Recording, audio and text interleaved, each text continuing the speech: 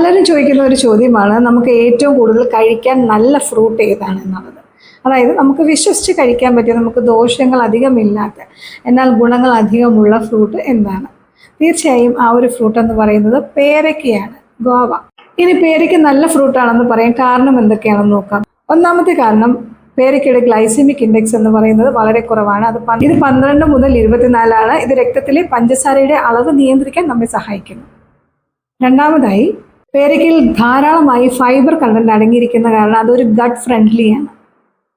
അതായത് നമ്മുടെ ദഹന പ്രക്രിയയെ അത് സഹായിക്കുന്ന ഒരു ഘടകമാണ്. വൈറ്റമിൻ സി ധാരാളം അടങ്ങിയ ഒരു പഴമാണ് പേരയ്ക്ക എന്ന് പറയുന്നത്.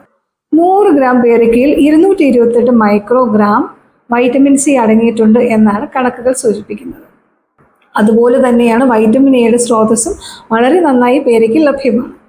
പിന്നെ നമ്മൾ ഇപ്പോഴത്തെ പേരയ്ക്ക കണ്ടിട്ടുണ്ടല്ലോ, വളരെ വലുതാണ്. അത് കാരണം ഒരു പേരയ്ക്ക കഴിച്ചാൽ മതി, അത്യാവശ്യം നമ്മുടെ വയർ ഫില്ലാകുന്നു.